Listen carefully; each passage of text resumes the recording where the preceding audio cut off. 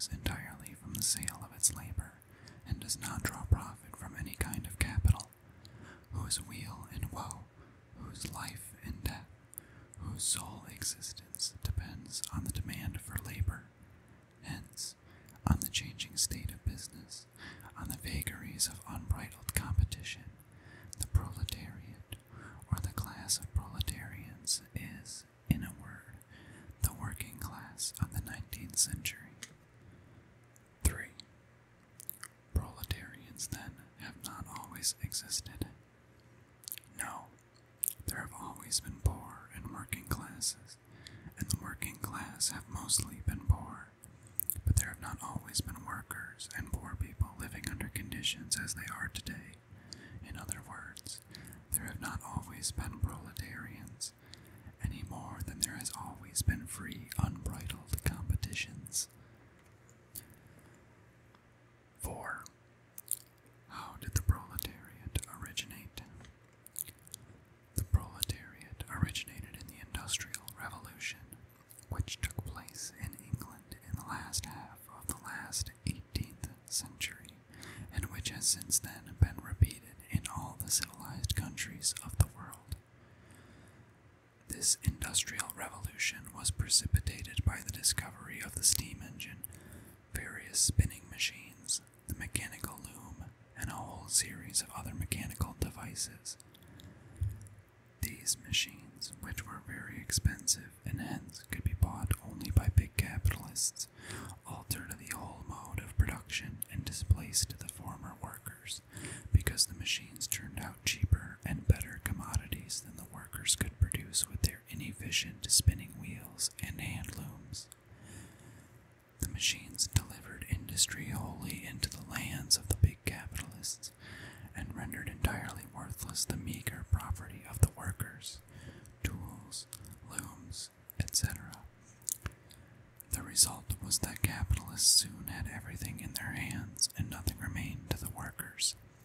This marked the introduction of the factory system into the textile industry.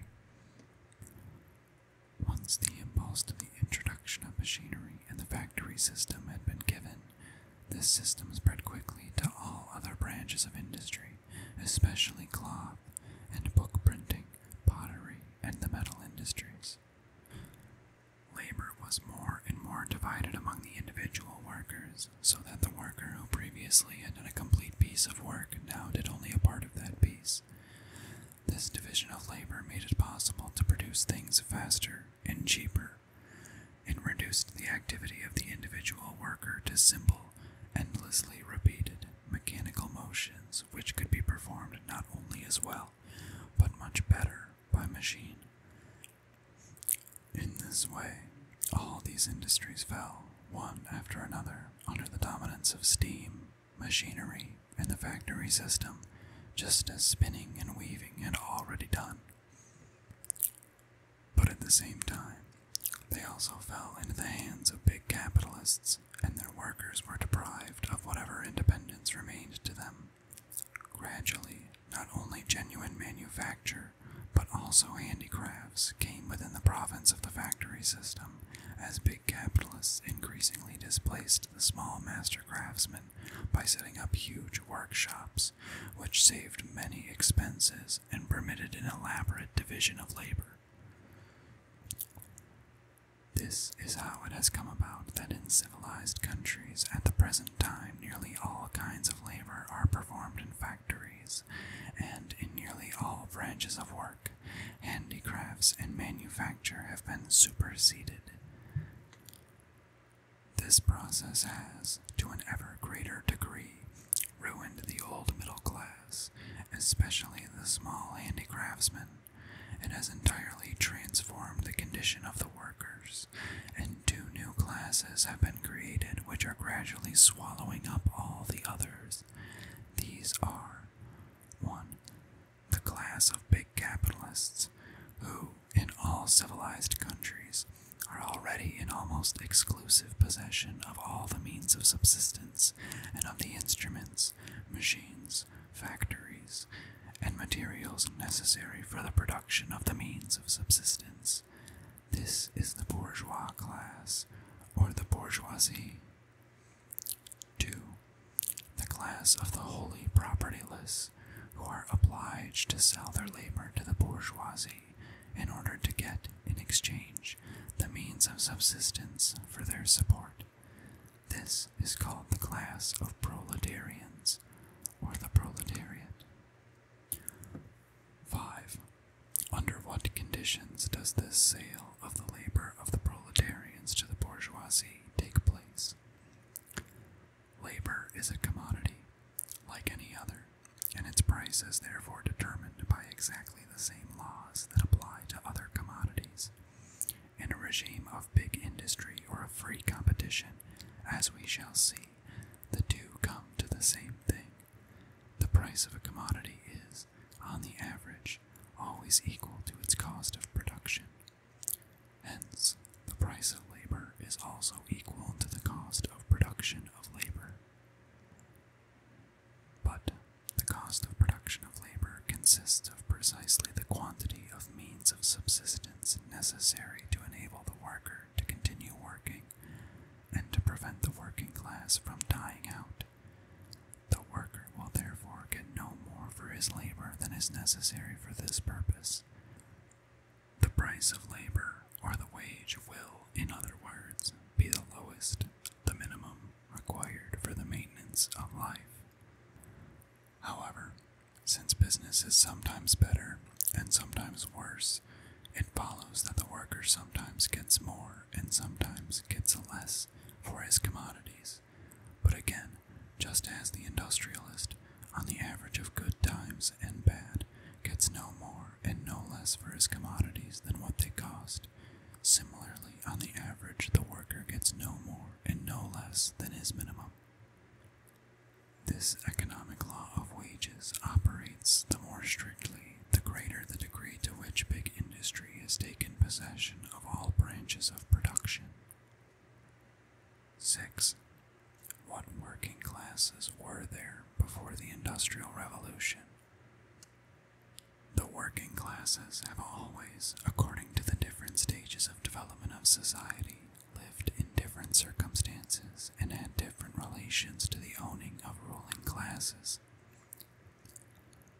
In antiquity, the workers were the slaves of the owners, just as they still are in many backwards countries and even in the southern part of the United States. In the Middle Ages, they were the serfs of the land-owning nobility, as they still are in Hungary, Poland, and Russia. In the Middle Ages, and indeed right up to the Industrial Revolution, there were also journeymen in the cities who worked in the service of petty bourgeois masters. Gradually, as manufacture developed, these journeymen became manufacturing workers who were even then employed by larger capitalists.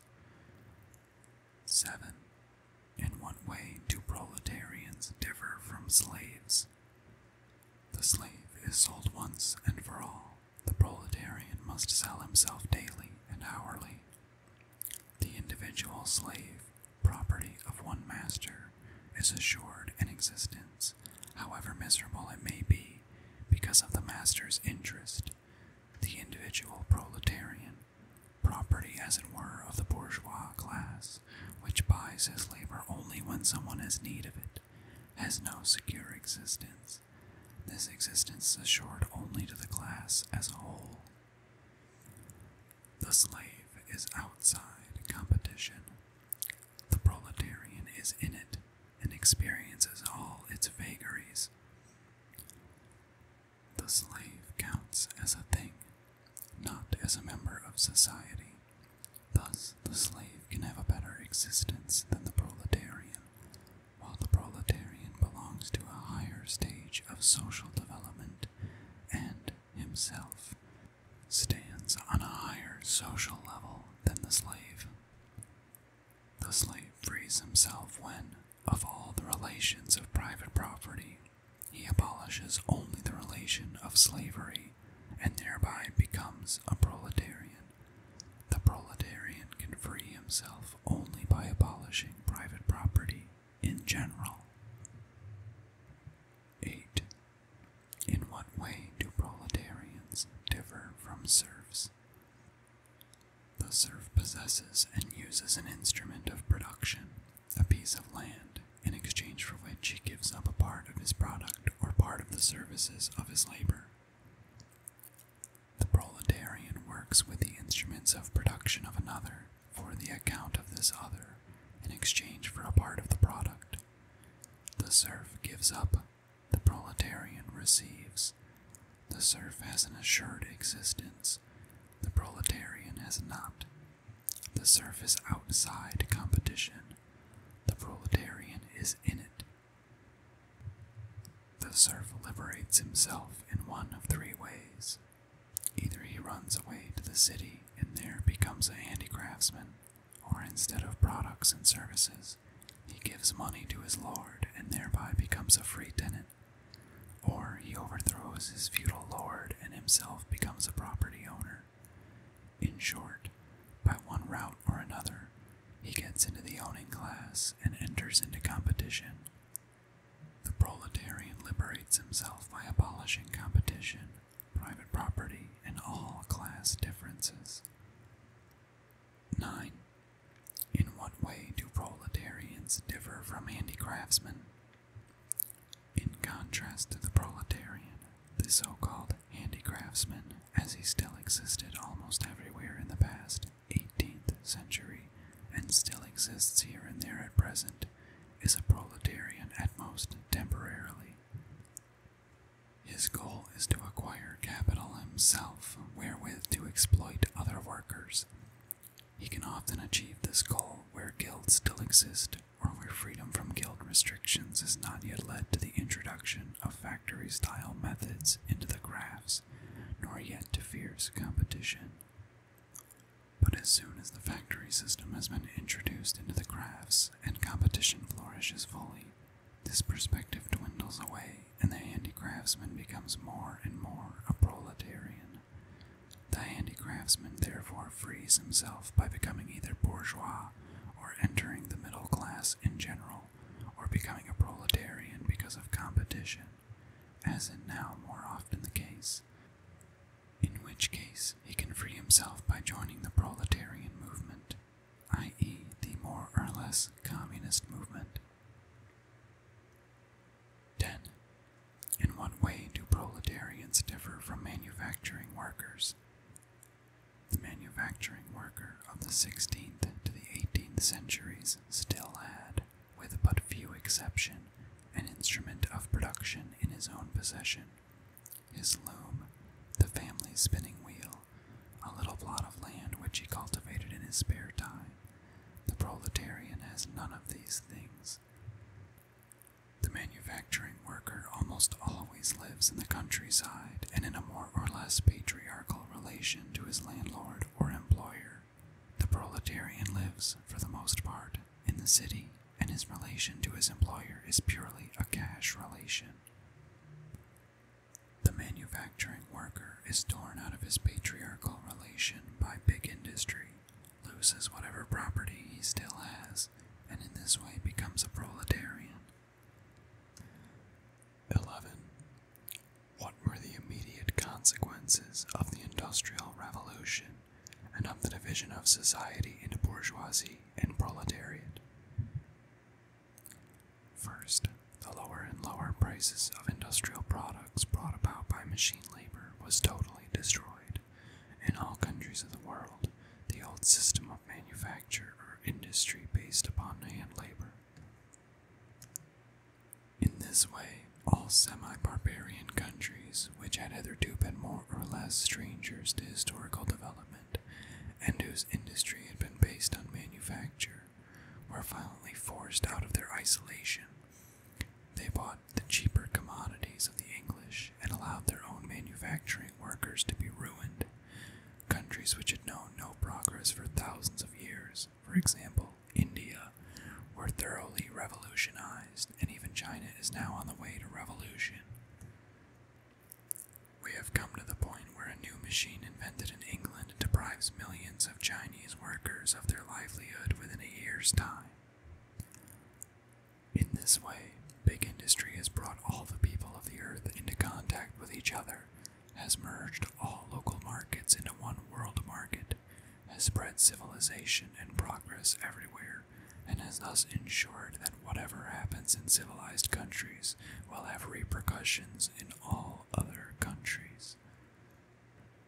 It follows that if the workers in England or France now liberate themselves, this must set off revolution in all other countries, revolutions which, sooner or later, must accomplish the liberation of their respective working class. Second, wherever big industries displaced manufacture, the bourgeoisie developed in wealth and power to the utmost and made itself the first class of the country. The result was that wherever this happened, the bourgeoisie took political power into its own hands and displaced the hitherto ruling classes, the aristocracy, the guild masters, and their representative, the absolute monarchy. The bourgeoisie annihilated the power of the aristocracy, the nobility, by abolishing the entailment of estates. In other words, by making landed property subject to purchase and sale, and by doing away with the special privileges of the nobility, it destroyed the power of the guild masters by abolishing guilds and handicraft privileges. In their place, it put competition, that is, a state of society in which everyone has the right to enter into any branch of industry, the only obstacle being a lack of the necessary capital.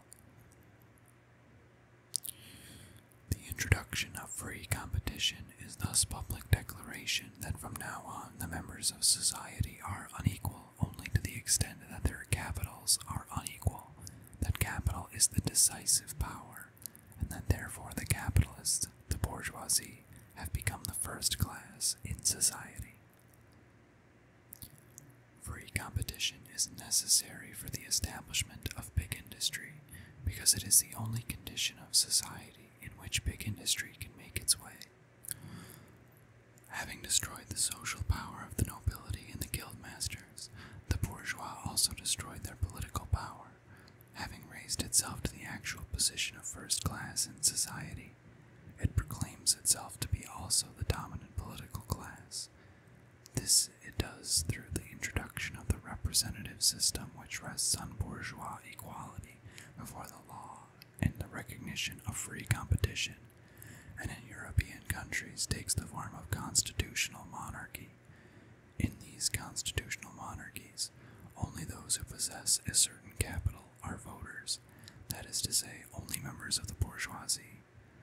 The bourgeois voters choose the deputies, and these bourgeois deputies, by using their right to refuse to vote taxes, choose a bourgeois government.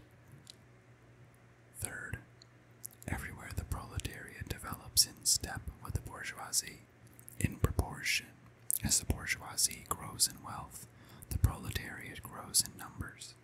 For, since the proletarians can be employed only by capital, and since capital extends only through employing labor, it follows that the growth of the proletariat proceeds at precisely the same pace as the growth of capital.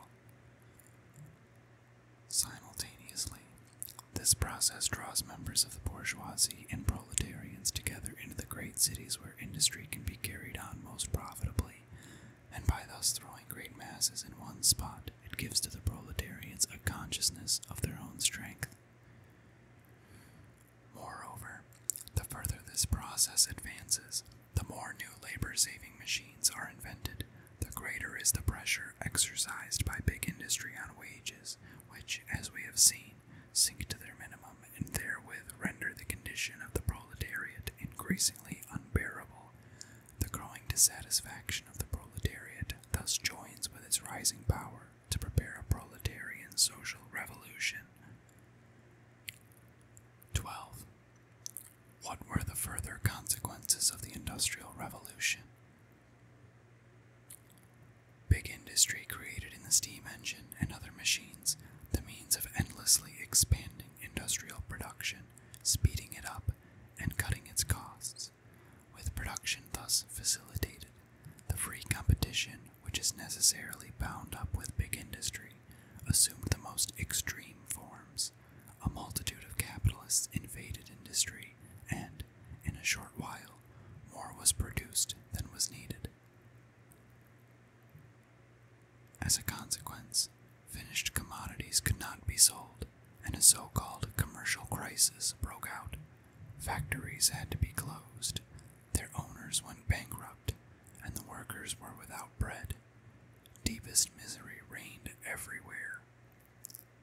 After a time, the superfluous products were sold, the factories began to operate again, wages rose, and gradually business got better than ever. But it was not long before too many commodities were again produced and a new crisis broke out, only to follow the same course as its predecessor. Ever since the beginning of this 19th century, the condition of industry has consistently fluctuated between periods of prosperity and periods of crisis. Nearly every 5 to 7 years, a fresh crisis has intervened, always with the greatest hardship for workers, and always accompanied by general revolutionary stirrings and the direct peril of the whole existing order of things. 13. What follows from these periodic commercial crises? First, that, though big industry in its earliest stage created free competition, it has now outgrown free competition. That, for big industry, competition and generally the individualistic organization of production have become a fetter which it must and will shatter. That, so long as big industry remains on its present footing, it can be maintained only at the cost of general chaos every 7 years, each time threatening the whole of civilization and not only plunging the proletarians into misery, but also ruining large sections of the bourgeoisie.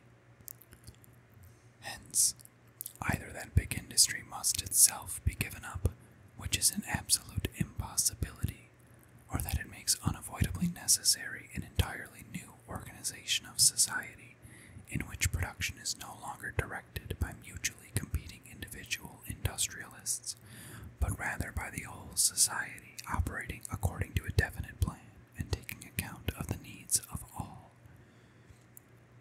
Second, that big industry and the limitless expansion of production which it makes possible bring within the range of feasibility a social order in which so much is produced that every member of society will be in a position to exercise and develop all his powers and faculties in complete freedom.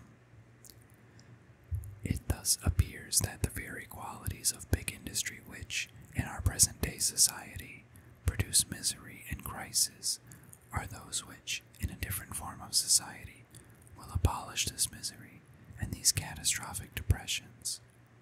We see with the greatest clarity. 1. That all these evils are from now on to be ascribed solely to a social order which no longer corresponds to the requirements of the real situation, and 2. That it is possible, through a new social order, to do away with these evils altogether. 14. What will this new social order have to be like? Above all, it will have to take the control of industry and of all branches of production out of the hands of mutually competing individuals, and instead institute a system in which all these branches of production are operated by society as a whole, that is, for the common account, according to a common plan, and with the participation of all members of society. It will, in other words, abolish competition and replace it with association.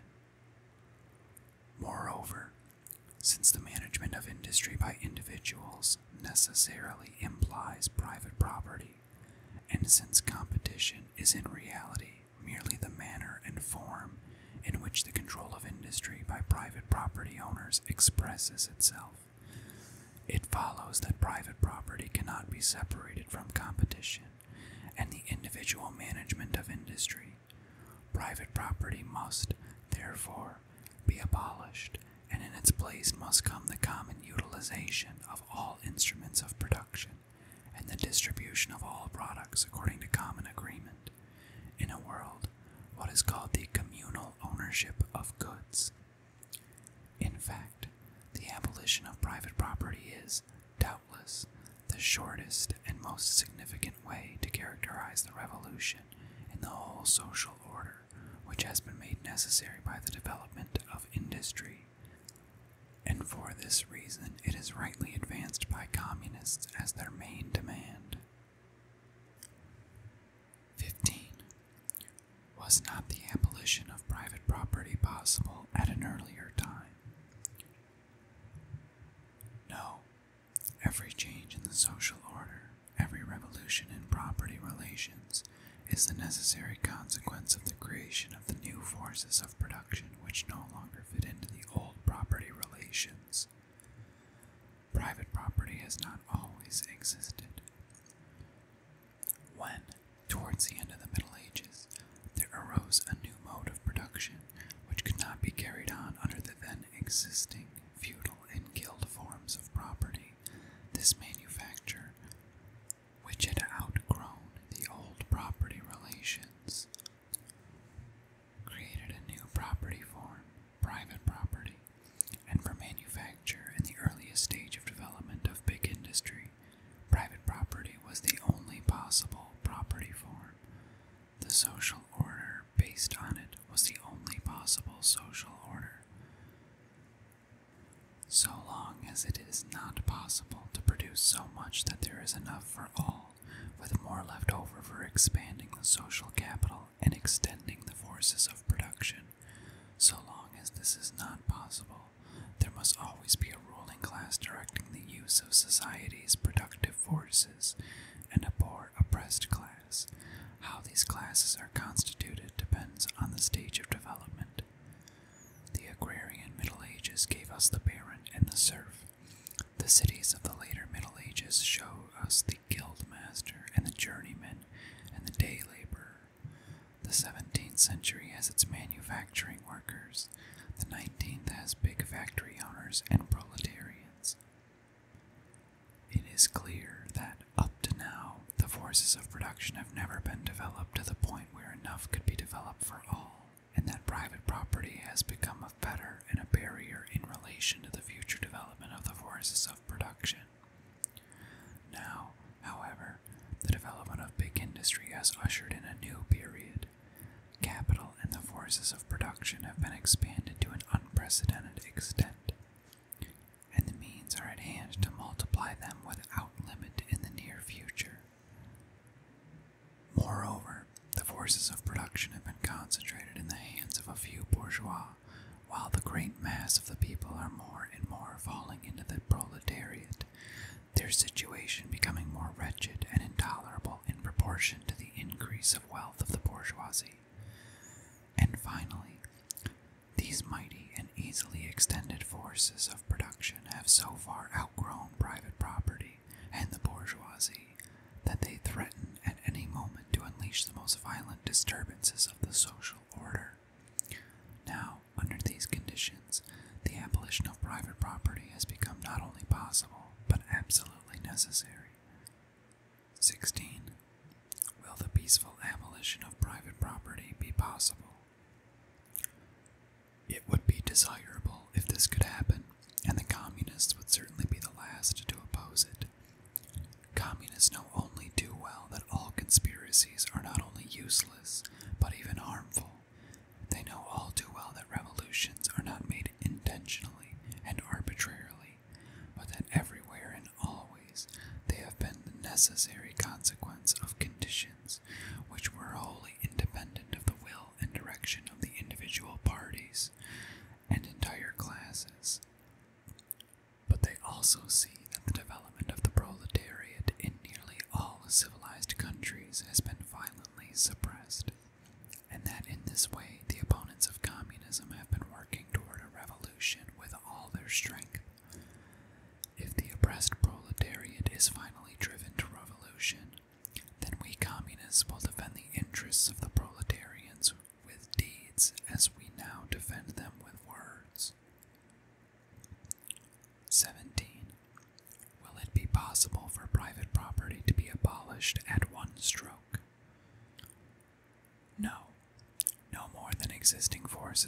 production can at one stroke be multiplied to the extent necessary for the creation of a communal society. In all probability, the proletarian revolution will transform existing society gradually and will be able to abolish private property only when the means of production are available in sufficient quantity. 18. What will be the course of this revolution? Above all, it will establish a democratic constitution, and through this, the direct or indirect dominance of the proletariat. Direct in England, where the proletarians are already a majority of the people. Indirect in France and Germany, where the majority of the people consists not only of proletarians, but also of small peasants and petty bourgeois, who are in the process of falling into the proletariat, who are more and more dependent in all their political interests on the proletariat, and who must, therefore, soon adapt to the demands of the proletariat. Perhaps this will cost a second struggle, but the outcome can only be the victory of the proletariat. Democracy would be wholly valueless to the proletariat if it were not immediately used as a means for putting through measures directed against private property and ensuring the livelihood of the proletariat. The main measures, emerging as the necessary result of existing relations, are the following. 1. Limitation of private property through progressive taxation, heavy inheritance taxes, abolition of inheritance through collateral lines, brothers, nephews, etc., forced loans, etc. 2. Gradual expropriation of landowners, industrialists, railroad magnates, and ship owners, partly through competition by state industry, partly directly through compensation in the form of bonds. 3. Confiscation of the possessions of all emigrants and rebels against the majority of the people. 4.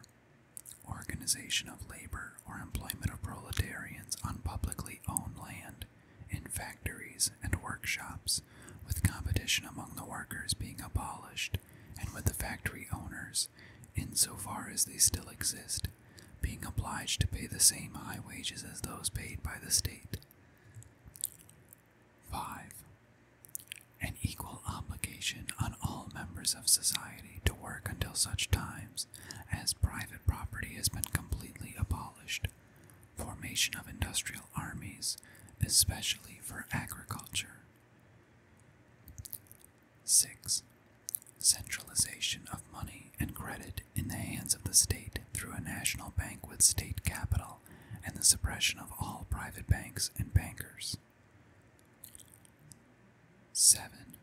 Increase in the number of national factories, workshops, railroads, ships, bringing new lands into cultivation and improvement of land already under cultivation, all in proportion to the growth of the capital and labor force at the disposal of the nation. 8.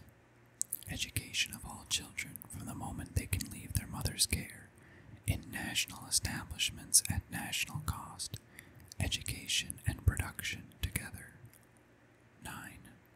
Construction on public lands of great palaces as communal dwellings for associated groups of citizens engaged in both industry and agriculture, and combining in their way of life the advantages of urban and rural conditions, while avoiding the one-sidedness and drawbacks of each.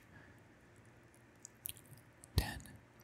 Destruction of all unhealthy and jerry-built dwellings in urban districts. 11. Equal inheritance rights for children born in and out of wedlock.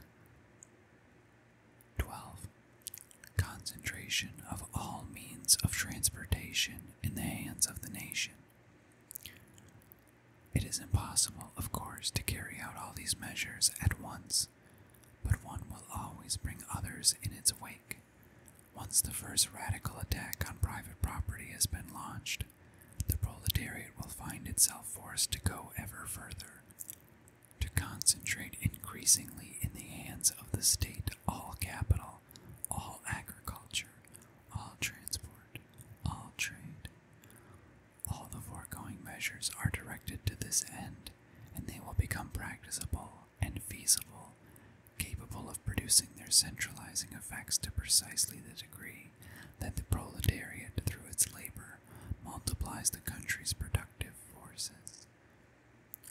Finally, when all capital, all production, all exchange have been brought together in the hands of the nation, private property will disappear of its own accord, money will become superfluous, and production will so expand, and man so change, that society will be able to slough off whatever of its old economic habits may remain.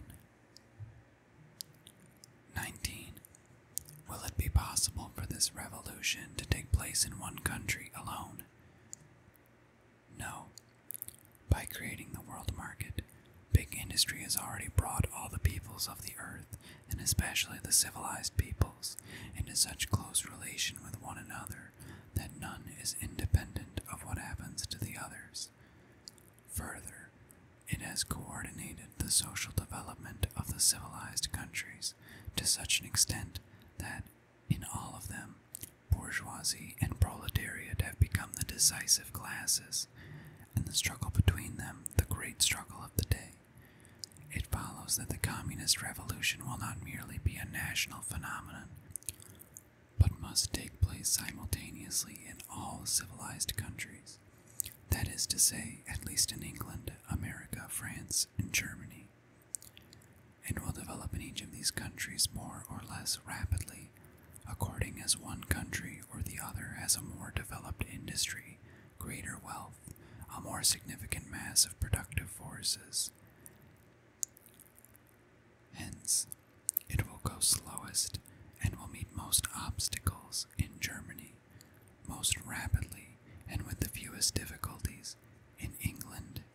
It will have a powerful impact on the other countries of the world, and will radically alter the course of development which they have followed up to now, while greatly stepping up its pace. It is a universal revolution and will, accordingly, have a universal range. 20. What will be the consequences of the ultimate disappearance of private property? Society will take all forces of production and means of commerce, as well as the exchange and distribution of products, out of the hands of private capitalists, and will manage them in accordance with a plan based on the availability of resources and the needs of the whole society. In this way, most important of all, the evil consequences which are now associated with the conduct of big industry will be abolished. There will be no more crises. The expanded production, which for the present order of society is overproduction and hence a prevailing cause of misery, will then be insufficient and in need of being expanded much further instead of generating misery. Overproduction will reach beyond the elementary requirements of society to assure the satisfaction of the needs of all. It will create new needs, and at the same time, the means of satisfying them. It will become the condition of, and the stimulus to, new progress, which will no longer throw the whole social order into confusion, as progress has always done in the past. Big industry, freed from the pressure of private property, will undergo such an expansion that what we now see will seem as petty in comparison as manufacture seems when put beside the big industry of our own day. This development of industry will make available to society a sufficient mass of products to satisfy the needs of everyone. The same will be true of agriculture, which also suffers from the pressure of private property and is held back by the division of privately owned land into small parcels. Here, existing improvements in scientific procedures will be put into practice, with a resulting leap forward which will assure to society all the products it needs. In this way, such an abundance of goods will be able to satisfy the needs of all its members. The division of society into different, mutually hostile classes will then become unnecessary. Indeed, it will be not only unnecessary, but intolerable in the new social order. The existence of classes originated in the division of labor, and the division of labor, as it has been known up to the present, will completely disappear. For mechanical and chemical processes are not enough to bring industrial and agricultural production up to the level we have described. The capacities of the men who make use of these processes must undergo a corresponding development. Just as the peasants and manufacturing workers of the last century changed their whole way of life and became quite different people when they were drawn into big industry, in the same way, communal control over production by society as a whole and the resulting new development will both require an entirely different kind of human material. People will no longer be, as they are today, subordinated to a single branch of production, bound to it, exploited by it. They will no longer develop one of their faculties at the expense of all others. They will no longer know only one branch or one branch of a single branch of production as a whole. Even industry, as it is today, is finding such people less and less useful. Industry controlled by society as a whole and operated according to a plan presupposes well-rounded human beings, their faculties developed in balanced fashion, able to see the system of production in its entirety. The form of the division of labor which makes one a peasant, another a cobbler, a third a factory worker, a fourth a stock market operator, has already been undermined by machinery and will completely disappear. Education will enable young people quickly to familiarize themselves with the whole system of production and to pass from one branch of production to another in response to the needs of society or their own inclinations. It will, therefore, free them from the one-sided character which the present-day division of labor impresses upon every individual. Communist society will, in this way, make it possible for its members to put their comprehensively developed faculties to full use, but when this happens, classes will necessarily disappear. It follows that society organized on a communist basis is incompatible with the existence of classes on the one hand, and that the very building of such a society provides the means of abolishing class differences on the other. A corollary of this is that the difference between city and country is destined to disappear. The management of agriculture and industry by the same people rather than by two different classes of people is, if only for purely material reasons, a necessary condition of communist association. The dispersal of the agricultural population on the land, alongside the crowding of the industrial population into the great cities, is a condition which corresponds to an undeveloped state of both agriculture and industry and can already be felt as an obstacle to further development. The general cooperation of all members of society for the purpose of planned exploitation of the forces of production, the expansion of production to the point where it will satisfy the needs of all, the abolition of a situation in which the needs of some are satisfied at the expense of the needs of others, the complete liquidation of classes and their conflicts, the rounded development of the capacities of all members of society, through the elimination of the present division of labor, through industrial education, through engaging in varying activities, through the participation by all in the enjoyments produced by all, through the combination of city and country. These are the main consequences of the abolition of private property. 21. What will be the influence of communist society on the family? transform the relations between the sexes into a purely private matter which concerns only the persons involved and into which society has no occasion to intervene. It can do this since it does away with private property and educates children on a communal basis, and in this way removes the two bases of traditional marriage, the dependence rooted in private property, of the woman on the man, and of the children on the parents. And here is the answer to the outcry of the highly moral Philistines against the, quote, community of women. Community of women is a condition which belongs entirely to bourgeois society, and which today finds its complete expression in prostitution. But prostitution is based on private property and falls with it. Thus, communist society, instead of introducing community of women, in fact, abolishes it. 22.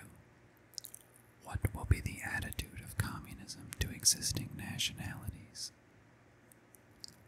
The nationalities of the peoples associating themselves in accordance with the principles of community will be compelled to mingle with each other as a result of this association, and thereby to dissolve themselves, just as the various estate and class distinctions must disappear through the abolition of their basis, private property. 23. What will be its attitude to existing religions? All religions so far have been the expression of historical stages of development of individual peoples or groups of peoples, but communism is the stage of historical development which makes all existing religions superfluous and brings about their disappearance. 24. How do communists differ from socialists? The so-called socialists are divided into three categories. Reactionary socialists. The first category consists of adherents of a feudal and patriarchal society, which has already been destroyed and is still daily being destroyed by big industry and world trade and their creation, bourgeois society. This category concludes, from the evils of existing society, that feudal and patriarchal society must be restored because it was free of such evils. In one way or another, all their proposals are directed to this end. This category of reactionary socialists, for all their seeming partisanship and their scalding tears for the misery of the proletariat, is nevertheless energetically opposed by the communists for the following reasons. 1. It strives for something which is entirely impossible. 2. It seeks to establish the rule of aristocracy, the guildmasters, the small producers, and the retinue of absolute or feudal monarchs, officials, soldiers, and priests, a society which was, to be sure, free of the evils of present-day society, but which brought it at least as many evils without even offering to the oppressed workers the prospect of liberation through a communist revolution. 3. As soon as the proletariat becomes revolutionary and communist, these reactionary socialists show their true colors by immediately making common cause with the bourgeoisie against the proletarians. Bourgeois socialists. The second category consists of adherents of present-day society who have been frightened for its future by the evils to which it necessarily gives rise. What they want, therefore, is to maintain this society, while getting rid of the evils which are an inherent part of it. To this end, some propose mere welfare measures, while others come forward with grandiose systems of reform which, under the pretense of reorganizing society, are in fact intended to preserve the foundations, and hence the life of existing society. Communists must unremittingly struggle against these bourgeois socialists because they work for the enemies of communists and protect the society which communists aim to overthrow. democratic socialists. Finally, the third category consists of democratic socialists who favor some of the same measures the communists advocate, as described in question 18, not as part of the transition to communism, however, but as measures which they believe will be sufficient to abolish the misery and evils of present-day society.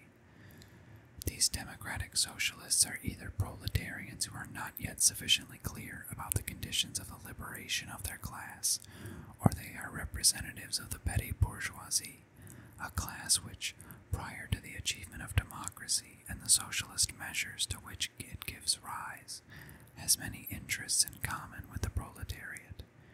It follows that, in moments of action, the communists will have to come to an understanding with these democratic socialists, and in general to follow as far as possible a common policy with them, provided that these socialists do not enter into the service of the ruling bourgeoisie and attack the communists.